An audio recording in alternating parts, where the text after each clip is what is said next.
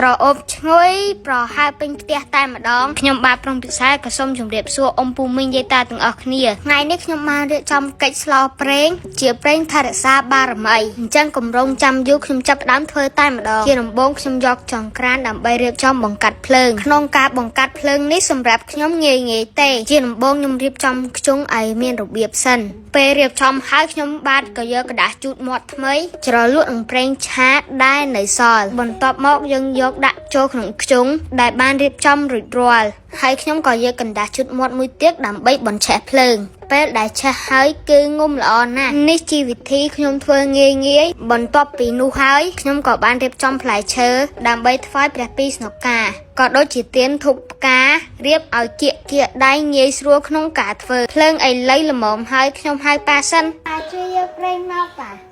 បាទកូននេះកូនណារួចរាល់ហើយណាអូលឿនថងខ្សែមកដាក់មិនហ្នឹងណាបើមិនហើយប៉ាខ្ញុំជួយទេខ្ញុំលើកមិនរួចទេឆ្នាំងប្រេងនឹងធ្ងន់ណាស់បន្ទាប់មកនេះខ្ញុំរៀបចំខ្សែអំបោះពីព្រះភូមិមកវិញភ្ជាប់ជាមួយឆ្នាំងខ្ញុំសុំនិយាយបន្តិចឃើញវីដេអូអញ្ចឹងតែប៉ិតយូរណាស់ពុកម៉ែបងប្អូនទម្រាំហើយមួយវគ្គជូនពុកម៉ែបងប្អូនមើលតោះចូលការងារយ៉ាងវិញខ្ញុំចាប់ដើមយកធូប5សរសៃដើម្បីរំលឹកគុណព្រះពុទ្ធព្រះធម៌ព្រះសង្ឃនិងគុណឪពុកគុណម្ដាយគុណព្រះពីរស្នុកាមហាគ្រូនិងព្រះភូមិមកបធរណីរៀនទេវតានិងរុក្ខទេវតាដែលថែរក្សាគេហដ្ឋានខ្ញុំផ្ទាល់សូមនិមន្តយាងមកប្រោះព្រំប្រសិទ្ធិនឹងក្រុងពលីផង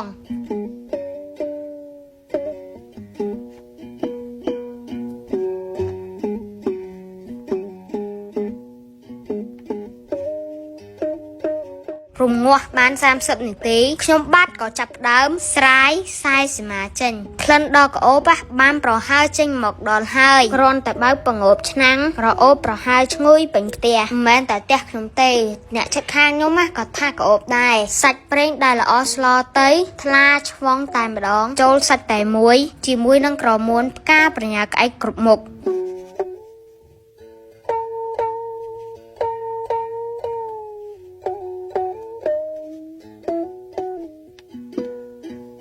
ហើយខ្ញុំក៏បន្ថែមផ្កាម្លិះចូលដើម្បីឲ្យមានក្លិនផ្កាម្លិះជាក្លិនដែលទេវតានិងរុក្ខទេវតាចូលចិត្ត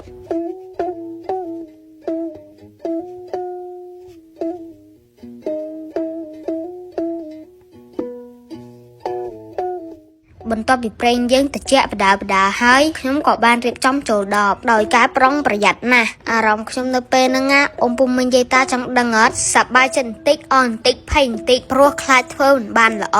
ប៉ុន្តែល្អមិនល្អសម្រាប់លើប៉ាខ្ញុំទេ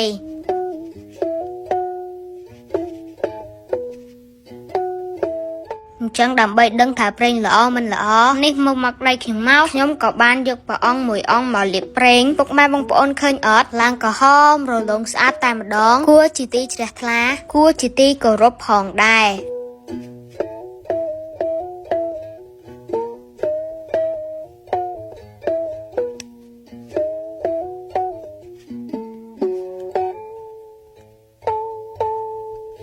ពេលវេលានេះជាពេលវេលាដែលសម្រេចហើយសម្រេចពីប៉ាខ្ញុំផ្ទាល់គាត់មានប្រសាសន៍ថា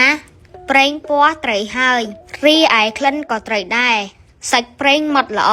ប៉ាខ្ញុំបញ្ជាក់ថាប្រេងដែលកូនធ្វើដូចប៉ាធ្វើអញ្ចឹងកូនធ្វើត្រូវហើយពេលប៉ាខ្ញុំសប្បាយចិត្តខ្ញុំក៏សប្បាយចិត្តដែរអញ្ចឹងហើយខ្ញុំបាទព្រំពិសាយក៏សូមអរគុណសូមជម្រាបលា